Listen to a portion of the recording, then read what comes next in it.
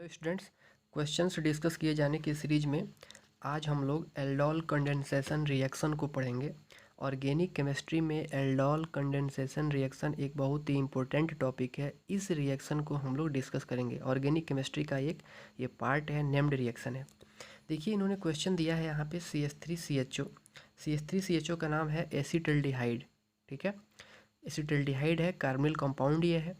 और इसकी रिएक्शन इन्होंने कराया है डाइल्यूट KOH के साथ NaOH NaHCO3 Na2CO3। बेसिकली क्या है कि जो इन्होंने रिएजेंट जो इन्होंने लिया है रिएक्शन कराने के लिए डाइल्यूट KOH लिया है, मतलब डाइल्यूट पोटेशियम हाइड्रोक्साइड है या सोडियम हाइड्रोक्साइड है, ये सोडियम बाइकार्बोनेट है, ये सोडियम कार्बोनेट है।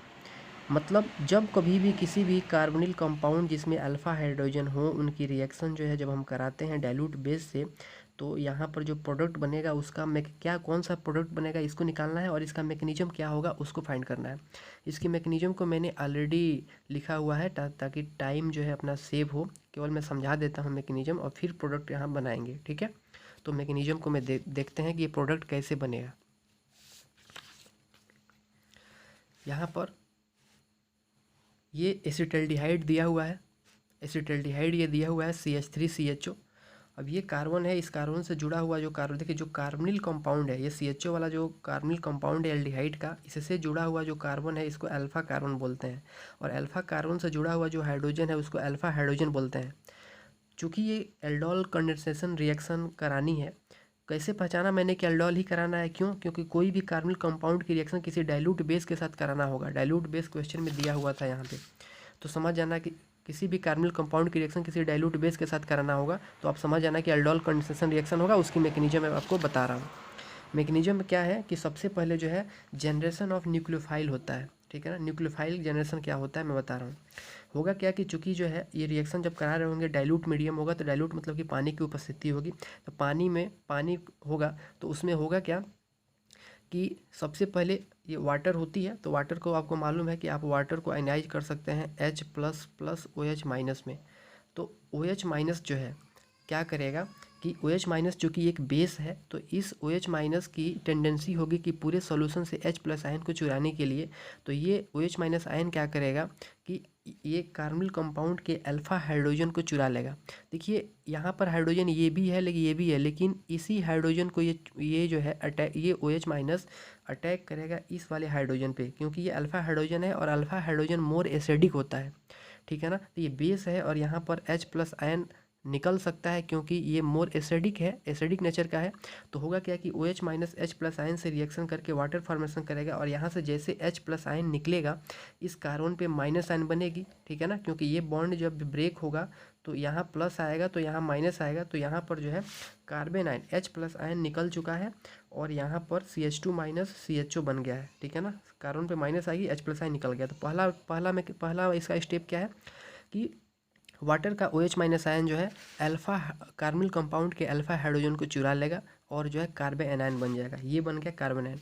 दूसरा स्टेप ये हो गया कि जो ये कार्बन आयन बना हुआ था, ठीक है ना, यहाँ से जो कार्बन आयन बना हुआ था और एक जो है एसिटल्डिहाइड के मॉलिक्यूल होगा पूरे सोल्यूशन में। तो दूसरा स्टेप में ये होगा कि attack of nucleophile on another carbonyl compound.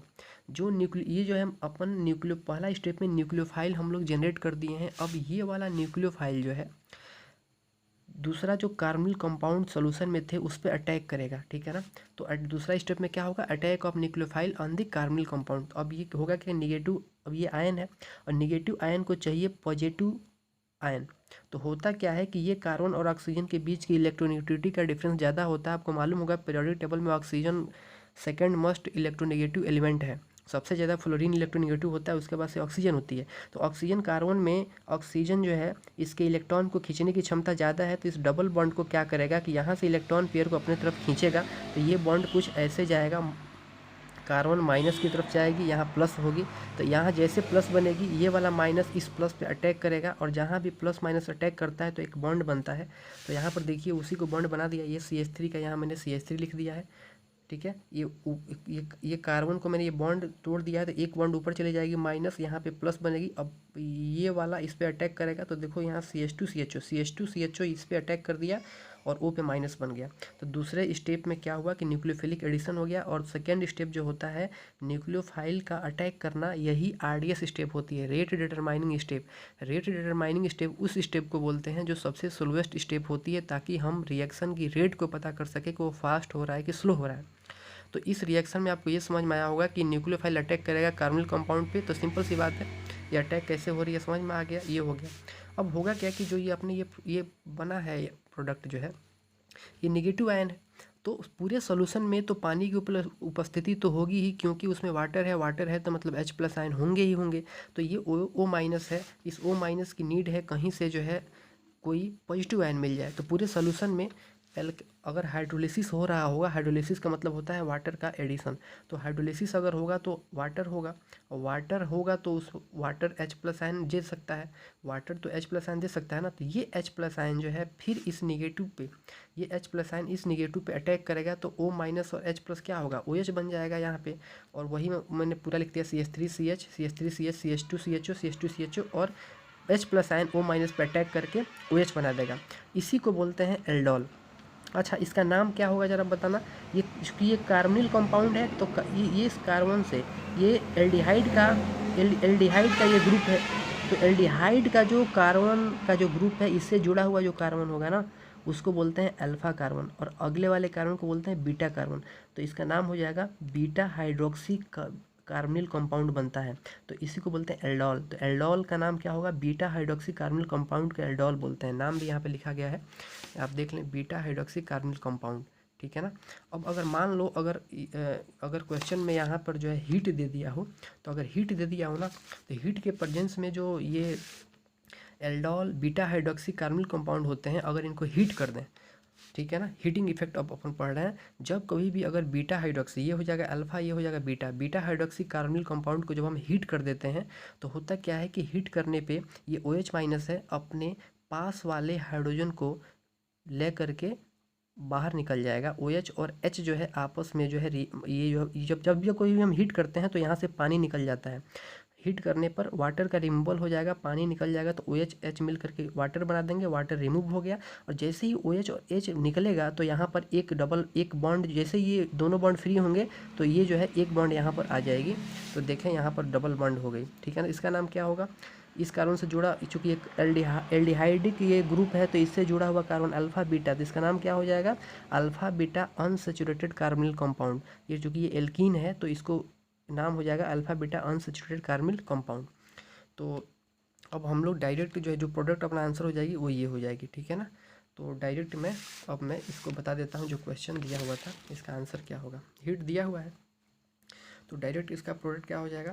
देखो, प्रोडक्ट अगर तुमको डायरेक्ट बनाना हो ना तो मैं एक डायरेक्ट शॉर्टकट बता देता हूँ, मैकेनिज्म तो बता दिया, शॉर्ट में आपको ट्रिक बता देता हूँ।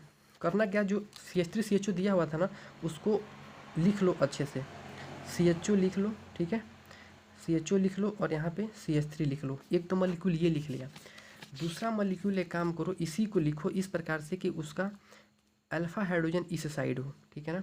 यहाँ पे H2 लिख लो और एक ये H, ये CHO, ये भी एल्डिहाइड है, ये भी एल्डिहाइड है, ठीक है ना। जो CH3CHO दिया हुआ था ना, शॉर्ट ट्रिक से मैं प्रोडक्ट बना रहा हूँ। डायरेक्ट जो है आप एक तो एस्टल्डिहाइड का मॉलिक्यूल यहाँ लिख लिया, दूसरा यहाँ लिख लिया, देखो ये भी CH3CHO है, H को अलग मैंने कर दिया है। और डायरेक्ट कभी भी अगर आपको यहाँ पे दे दे डाइल्यूट बेस वगैरह दे दे, डाइल्यूट पोटेशियम हाइड्रोक्साइड या सोडियम हाइड्रोक्साइड और हीट दे दे, तो करना क्या है, यहाँ से ऑक्सीजन, एक कार्बोनिल कंपाउंड का ऑक्सीजन और दूसरे वाले का अल्फा हाइड्रोजन, जो अल्फा कार्बन का जो हाइड्रोजन होगा वहाँ से 2 हाइड्रोजन, और दूसरे वाले मॉलिक्यूल जो एसिटल्डिहाइड है या जो भी कार्बोनिल होगा उसका ऑक्सीजन बाहर निकाल दो, ये वाटर एलिमिनेट कर दो। वाटर एलिमिनेट करके ये अलग से एक बॉन्ड बना दो, तो जैसे H2 और वो हटाओगे तो नया प्रोडक्ट क्या बनेगा, CH3, ये हो जाएगा CH, और H2O हट जाएगा तो डबल बॉन्ड आ जाएगा और ये हो जाएगा CH3CHO। तो ये प्रोडक्ट हो जाएगी, ये प्रोडक्ट हो जाएगी, ठीक है ना। तो ये आंसर हो जाएगा अपना। मैंने इस क्वेश्चन को सॉल्व करने के लिए एक तो दो मेथड बताए, एक तो शॉर्ट ट्रिक बताया। शॉर्ट ट्रिक क्या बताया कि आपको क्या करना है कि एसिटाल्डिहाइड के 2 मॉलिक्यूल लिखिए, इस प्रकार से लिखिए कि एक का ऑक्सीजन और दूसरे मॉलिक्यूल का अल्फा हाइड्रोजन एक पास हो, वहाँ से वाटर एलिमिनेट करके डायरेक्ट प्रोडक्ट बना दीजिए। दूसरा मैंने मैकेनिज्म बताया कि सबसे पहले क्या कीजिए कि आप जो है उसके बाद से मैंने मैकेनिज्म बताया। मैकेनिज्म तो आप एक बार फिर से वीडियो को वॉच करोगे तो समझ में आ जाएगा, ठीक है ना। ऑर्गेनिक केमिस्ट्री कुछ इस प्रकार से ही होती है, तो आप मैकेनिज्म समझें, क्योंकि जो प्रॉब्लम आती है ना तो आपको डायरेक्ट अगर आप प्रोडक्ट याद करोगे ना, ये ट्रिक कई बार काम नहीं करता है, ठीक है ना। ये बोर्ड में तो ये ट्रिक काम चल जाएगा याद करने के लिए, लेकिन जो है जब मान लो क्वेश्चन में यहाँ पे चेंज कर दिया, सपोज करो यहाँ पर मैं क्वेश्चन को चेंज कर दिया, ये ले लिया CH3 CH2 CHO, अब ठीक है, और फिर ले लिया डाइल्यूट बेस, तो आपको जो है मैकेनिज्म आना चाहिए, तब जा करके आप सॉल्व कर पाओगे, ठीक है ना। आप इसको ट्राई करना, इस क्वेश्चन को मैं अगली वीडियो में इसको डिस्कस करूँगा। वीडियो ज़्यादा लॉन्ग हो जाएगा इसलिए मैं आगे नहीं बढ़ रहा हूँ। Thank you.